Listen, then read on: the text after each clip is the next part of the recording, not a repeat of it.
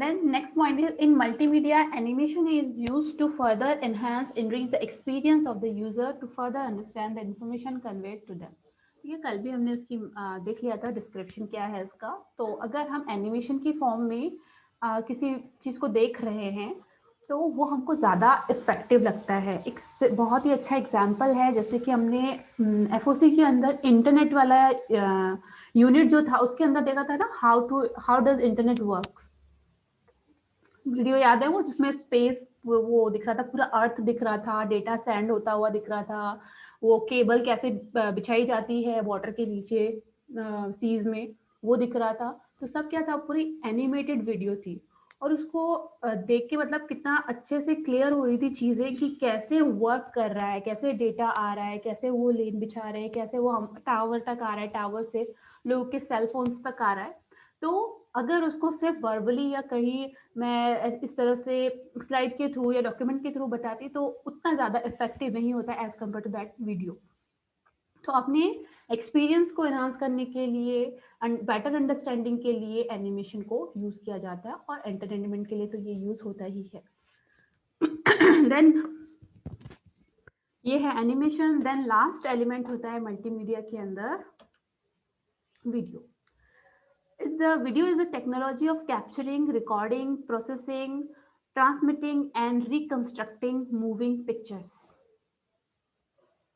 Video जो होती है हमारी क्या होती है, टेक्नोलॉजी है एक पिक्चर्स को कैप्चर करने की, उनको रिकॉर्ड करने की, प्रोसेस करने की, ट्रांसमिट करने की और रिकंस्ट्रक्ट करने की.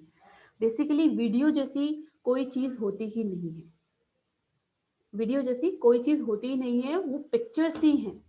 लेकिन उन पिक्चर को इतनी स्पीड में रन किया जाता है एक के ऊपर एक कि वो हमको वीडियो दिखाई देता है. आप चाहे टीवी में देख रहे हो या फिर अभी चाहे आप लाइव वीडियो देख रहे हो मेरी ये ऑनलाइन सेशन में, तो ये कोई वीडियो नहीं है, कोई फ्लो में चलता हुआ डेटा नहीं है जो आपकी मशीन तक आ रहा है. आपकी डिवाइस तक पिक्चर्स आ रहे हैं और वो picture with in 1 second 60 to 80 पता नहीं कितने फ्रेम एक सेकेंड के अंदर पास हो रहे हैं कि आपको वो वीडियो दिख रहा है. मेरी भी जो कैप्चरिंग डिवाइस है वो एक्चुअली कैप्चर पिक्चर्स ही कर रही है फटाफट और वो उनको प्रोसेस करके आपकी डिवाइस तक भेज रही है, जल्दी जल्दी आपको शो कर रही है, तो वो एज अ वीडियो आपको शो हो रहा है. ठीक है, इसलिए कह रहे हैं कि वीडियो जैसी कोई चीज़ है ही नहीं. एनिमेशन और वीडियो दोनों क्या है, कॉम्बिनेशन ऑफ पिक्चर्स हैं जो फास्ट रनिंग कर रहे हैं. Video is more toward photorealistic image sequence, live recording as in comparison to animation. अगर एनिमेशन और वीडियो का कंपैरिजन किया जाए तो वीडियो मोर रियलिस्टिक होती है, यानी कि रियल सीन्स पे बेस होती है, रियल इमेजेस होती है, लाइव रिकॉर्डिंग होती है, उसको हम वीडियो कहते हैं. जबकि एनिमेशन का मतलब ये एनिमेटेड यानी कि इमेजिनरी थिंग्स को बना करके उनको रन करना चीज़ों. ठीक है, इसका बचपन में आप लोगों ने किया होगा कभी कि अपनी कॉपी में हम क्या करते थे, एक डॉट बनाते थे. डॉट्स को नहीं किया है तो एक बार ट्राई करना. उन डॉट क्या करना, बहुत सारे पेजेस होते हैं कॉपी में जैसे, तो लास्ट में कॉर्नर पे एक डॉट बनाना ब्लैक कलर का.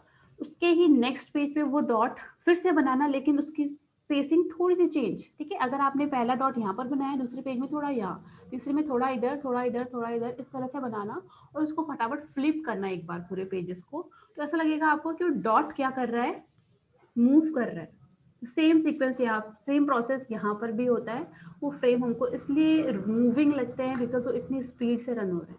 हम इतनी स्पीड से नहीं फ्लिप कर पाते, लेकिन ये तो डिवाइस है तो ये बहुत फास्ट स्पीड में फ्रेम्स को पास करती है कि हमें वीडियो दिखती है. Video also takes a lot of storage space, so plan carefully before you are going to use it. आपको पता ही होगा कि अगर एक मूवी है, एक आपके पास सॉन्ग है और एक आपके पास टेक्स्ट फाइल है, तो किसका साइज सबसे ज़्यादा होगा? ऑब्वियसली वीडियो का. ठीक है, क्योंकि उसमें एक सेकंड के अंदर बहुत सारे पिक्चर्स कैप्चर्ड हैं. तो जहाँ एक पिक्चर जितना स्पेस ले रहा होगा, वहाँ उस पूरी वीडियो के अंदर लाखों पिक्चर्स, करोड़ों पिक्चर्स होंगे. तो सोचिए वो मिलकर के स्पेस तो लेंगे.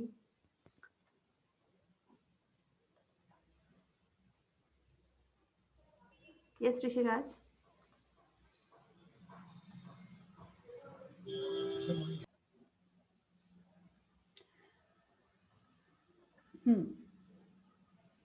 तो मीडिया मल्टीमीडिया एप्लीकेशन की बात करें तो मल्टीमीडिया एप्लीकेशन का फर्स्ट पॉइंट है, फर्स्ट जो एप्लीकेशन एरिया है दैट इज प्रेजेंटेशंस।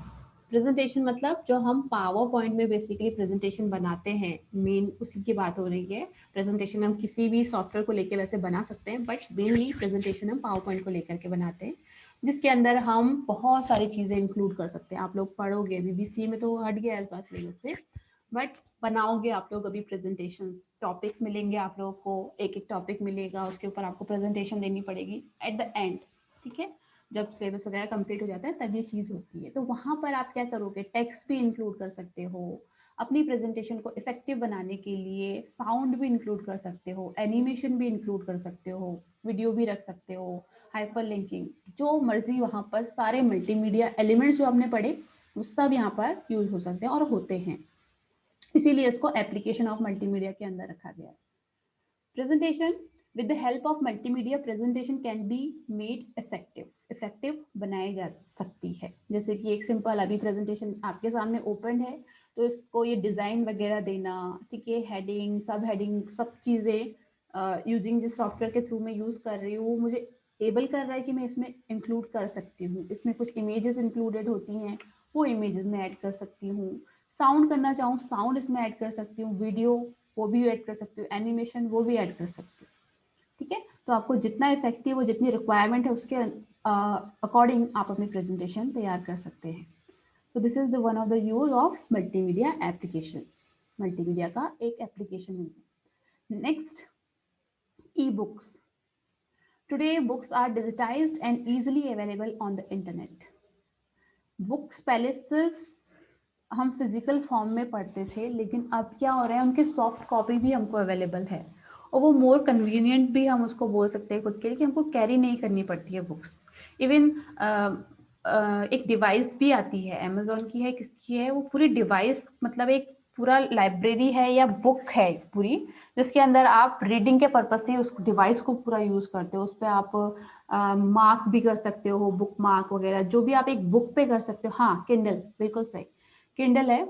उसको वो पूरी डिवाइस किसके लिए डेडिकेटेड है, कि आपको ई बुक्स के लिए, कोई भी बुक रीड करे तो जस्ट लाइक आप अपने पास बुक रखते हो, जिनको शौक होता है बुक रीडिंग का, तो वो क्या करते हैं, एक बुक अगर उन्होंने पढ़नी शुरू करी तो वो अपने साथ कैरी करते हैं, जहाँ भी उनको टाइम मिलता है वो उसको पढ़ते जाते हैं, जैसे स्टोरीज की होती है या कोई भी बुक। उसके बाद मार्क करते जाते हैं, कुछ अच्छा कोट है तो उसको मार्क कर दिया, या फिर जहाँ तक पढ़ लिया वहां पर अपना बुक मार्क लगा दिया।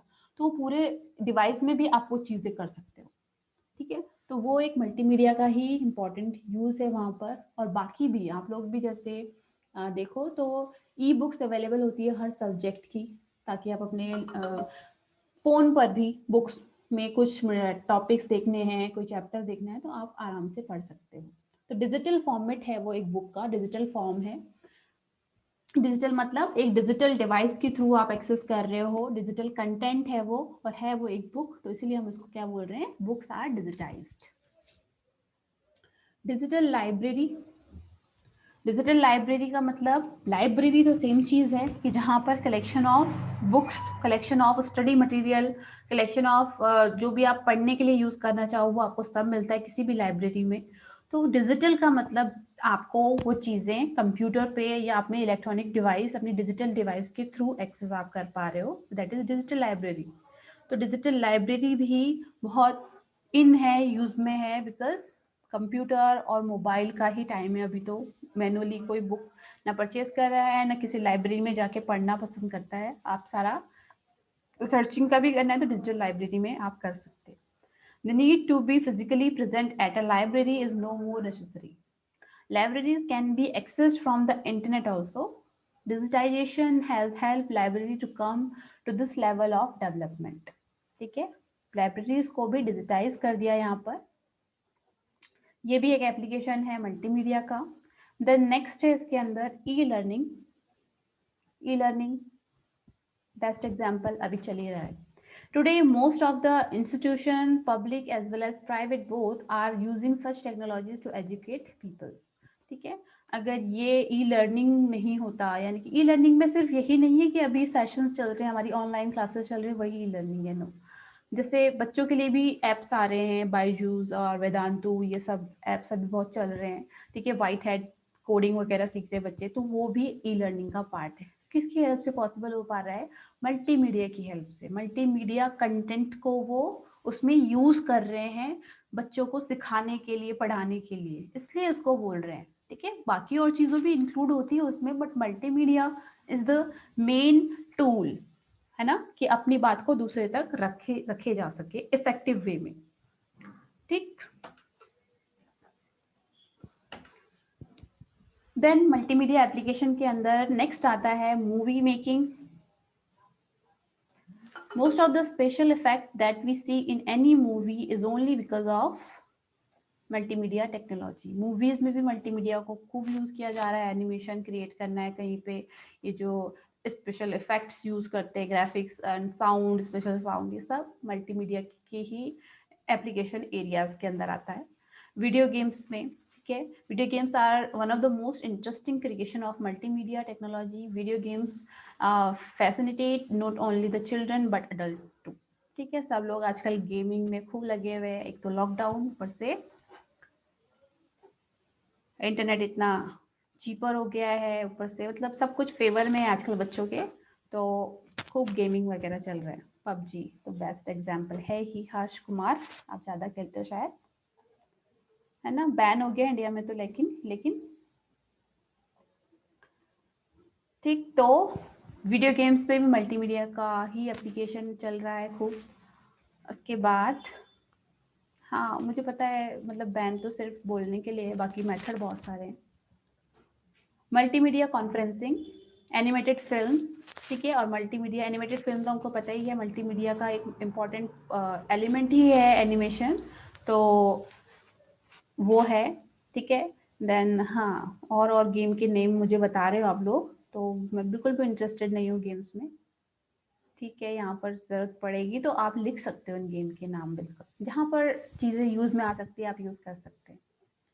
मल्टीमीडिया कॉन्फ्रेंसिंग, ठीक है, मल्टीमीडिया कॉन्फ्रेंसिंग मीन्स आप जैसे पहले क्या होता था, मीटिंग्स होती थी, जैसे किसी कंपनी की, सपोज अलग अलग कंट्रीज में ब्रांच है किसी कंपनी की, तो टाइम टू टाइम उनके हेड या उनके रिस्पॉन्सिबल पर्सन मीटिंग करते थे आपस में कि कैसा चल रहा है सारी जगह, क्या स्ट्रेटजीज होनी चाहिए आगे के लिए, एंड रिपोर्टिंग से नेसेसरी सारी मीटिंग वगैरह होती थी। तो उसके लिए क्या होता था, उनको एक्सपेंस करना पड़ता था काफ़ी, कि ट्रैवल करेंगे सब लोग, यहाँ पर आएंगे मीटिंग के लिए एक जगह पर, फिर मीटिंग होगी, फिर उनके रहने का खर्चा है, सारे एक्सपेंसेस बेयर करने पड़ते थे कंपनीज को। लेकिन अब क्या हो गया है, कॉन्फ्रेंसिंग कर लो, ठीक है, ऑनलाइन सब कुछ चल जाता है, कि सब लोग जहाँ हो वहीं रहो, बस ज्वाइन करो मीटिंग को और अपनी बात रखो। भाई फिजिकली प्रेजेंट होने की क्या जरूरत है, आपको बोलना है और दूसरे को सुनना है, दैट्स इट। तो वो मल्टीमीडिया कंटेंट को यूज कर रहे हैं वहां पर उस टाइप की मीटिंग्स अरेंज करने के लिए, तो वो भी एक मेन एप्लीकेशन एरिया है मल्टीमीडिया का। Then last is e shopping. तो ई शॉपिंग में कैसे मल्टीमीडिया कंटेंट यूज हो रहे हैं, कैन एनीवन टेल?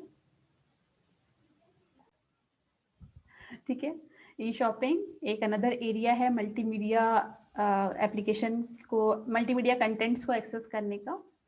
ठीक, नाउ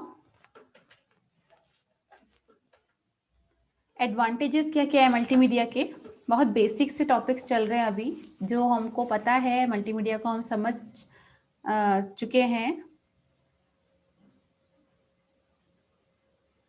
हर्ष प्लीज, यहाँ पर जो क्वेश्चन पूछे जा रहे हैं उसी टाइप के आंसर आने चाहिए रिप्लाई में, आप पर्सनल मैसेज यहाँ पर मत करो, ठीक है, या तो मैं फिर होस्ट ओनली कर देती हूँ चैट को।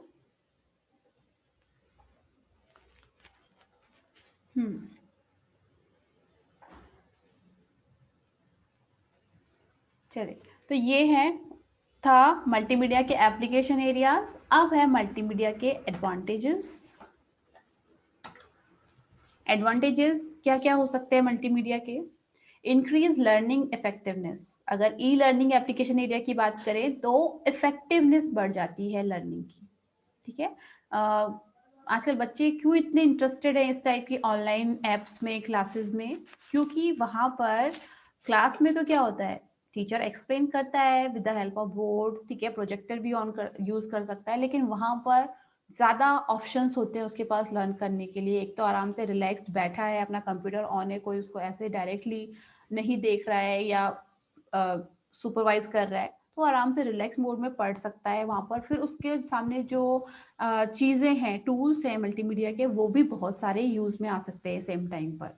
उसको रिपीट मतलब उसको एक जगह समझ में नहीं है, वो रिपीट कर सकता है, उसको पीछे जा सकता है उस वीडियो में, या फिर क्वेश्चन कर सकता है तो उसके बेस पे उसको वहीं पर आंसर मिल सकता है ना। वैरायटी मिल सकती है बिल्कुल। तो इसलिए इफेक्टिवनेस बढ़ जाती है मल्टीमीडिया की हेल्प से लर्निंग की।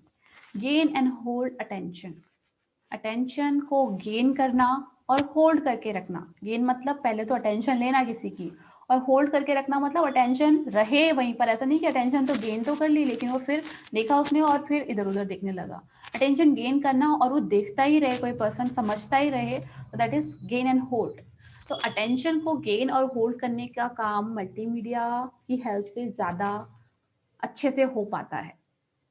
ठीक है, अगर कोई सिर्फ बोल रहा है क्लास में, सपोज कोई लेक्चर चल रहा है और कोई फैकल्टी या कोई स्टूडेंट जैसे प्रेजेंट कर रहा है कोई टॉपिक पर, वो सिर्फ बोले ना, वो कोई एक्सप्रेशन दे ना, उसको किसी इमेज या वीडियो के थ्रू दिखाए ना, उसको अच्छे से इफेक्टिव वे में बताए, तो वहाँ पर अटेंशन क्या है, हम लोग खुद ही थोड़ा बोर फील करने लगते हैं कि नहीं अब थोड़ा इधर देख लिया उधर देख लिया, तो ये होता है। लेकिन अगर मल्टीमीडिया कंटेंट को वहाँ पर यूज़ किया जाए, ठीक है, स्लाइड आपने अच्छी सी बनाई है कि यूज़र अपने आप रीड कर रहे हैं, अच्छा क्या क्या चीज़ें हैं इसके अंदर आगे आगे, और थोड़ा इमेजेस हैं, थोड़ा वीडियोस हैं, तो वहाँ पर अपने आप अटेंशन गेन हो जाता है और होल्ड रहता है, यानी कि आप देखते रहते हो कि नेक्स्ट क्या होगा इसका। मोर अपीलिंग हो जाता है आपका content using multimedia. Reduce training को कॉस्ट। ट्रेनिंग कॉस्ट मतलब जैसे किसी सपोज कोई न्यू सॉफ्टवेयर आपने लगाया, कोई हार्डवेयर है, तो उसके साथ में सीडी मिल जाती है हमको उसको ट्रेन करने की, आपको कैसे यूज करना है वो ये सब, तो वो मल्टीमीडिया कंटेंट की हेल्प से मोर इजीली हो पाता है। इजी टू यूज हो जाता है चीजें। गिव इन्फॉर्मेशन टू इंडिविजुअल, अगर हमको इंडिविजुअल लेवल पे इंफॉर्मेशन सेंड करनी है तो आप मल्टीमीडिया कंटेंट यूज करके कर सकते हो वो काम। Provide high quality of presentation को हाई क्वालिटी प्रोवाइड कर सकते हैं। मल्टी सेंसोरियल, यानी कि मल्टीपल सेंसेस को इंगेज रख सकते हैं किसी दूसरे पर्सन की। ठीक है, अगर आप सपोज सेंसेस मतलब आपकी आईज भी बिजी हैं देखने में, आपके ईयर्स भी बिजी हैं सुनने में, ठीक है, आपका पूरा ध्यान वही है, इसका मतलब मल्टीपल सेंसेस को यूज कर रहे हैं आप। मोबाइल फोन पे हमारा क्या सेंस एक्टिव होता है, कान, ठीक है, हियरिंग सेंस आपका एक्टिव होता है सिर्फ। आंखों, चाहे आप कुछ भी देखते रहो, पर मोबाइल फोन में तो सिर्फ बात आवाज आ रही है ना, तो एक ही सेंस एक्टिव रहता है वहां पर। ठीक है, अगर आप कोई मूवी देख रहे हो तो आप देख भी रहे हो सुन भी रहे हो, तो मल्टीपल सेंसेस इंक्लूडेड होते हैं। तो ऐसे ही मल्टीमीडिया में भी आपके मल्टीपल सेंसेस को एंगेज रखता है multimedia content. Integrated and interactive, ठीक है, इंटीग्रेटेड एंड इंटरेक्टिव का मतलब यूजर उससे इंटरेक्ट कर सकता है, ठीक है, यानी कि मोर इफेक्टिवली कम्युनिकेट कर पाता है इस टाइप के मल्टीमीडिया एप्लीकेशन से। मल्टीमीडिया अगर आपको कोई सॉफ्टवेयर या कोई एप्लीकेशन मिल रही है, उससे इंटीग्रेटेड रहता है, जुड़ा हुआ रहता है, सारी चीज़ें स्कैटर्ड नहीं रहता है इधर उधर। ठीक है, just like e commerce website पर आप देख भी सकते हो, अपना रिक्वेस्ट भी प्लेस कर सकते हो। इंटरेक्टिव क्यों है, क्योंकि आप अपनी सर्च अपने हिसाब से सर्च कर सकते हो, फीडबैक देख सकते हैं यूजर के। ठीक है, can be use as a wide variety of audience. अब इसमें जो ऑडियंस है, ऑडियंस मतलब देखने वाला सुनने वाला, तो उसकी भी वाइड वैरायटीज हो सकती है। जैसे प्रेजेंटेशन है इसका एप्लीकेशन एरिया, तो प्रेजेंटेशन कौन यूज करता है, एक तो आपके लर्निंग में यूज होते हैं प्रेजेंटेशन, एक कंपनी वगैरह में यूज होते हैं। ठीक है, अगर हम कहें कि घरों में जो हाउसवाइफ्स होती हैं या घर पे जो लोग रहते हैं, उनके लिए क्या मल्टीमीडिया एप्लीकेशन यूज नहीं होते हैं, तो बिल्कुल होते हैं। ठीक है, उनके पास भी फोन होते हैं या टीवी है, वो देखते हैं, तो वहां पर भी मल्टीमीडिया कंटेंट यूज हो रहे हैं। ठीक है, वो अगर कोई कुकिंग शो देखना चाहते हैं या कुछ कुकिंग से रिलेटेड सर्च करना चाहते हो, तो उनके पास भी वो चीजें ऐप है सब कुछ देखने के लिए। तो वैरायटी ऑडियंस की अलग अलग सबको फुलफिल करती है मल्टीमीडिया, सबकी नीड को फुलफिल कर रही है वहां पर। ठीक, जो होम शॉपिंग वगैरह होती है वो आप टीवी के मीडियम से कर सकते हो, वहां पर भी मल्टीमीडिया कंटेंट इंक्लूडेड है। ठीक, तो can be use as a wide variety of audience. Last is entertaining and educational. Entertaining तो है ही है, साथ ही एजुकेशनल भी, यानी कि एजुकेशनल पर्पज से भी इसको यूज कर सकते हैं, एंड एंटरटेनमेंट के लिए तो यूज करते ही हैं। मूवीज, सॉन्ग्स, आपके गेम्स, सब क्या एंटरटेनमेंट के लिए बनी हुई चीजें हैं, तो उसमें भी हम मल्टीमीडिया को फुली यूज करते हैं। तो ये है एडवांटेजेस मल्टीमीडिया के। ओके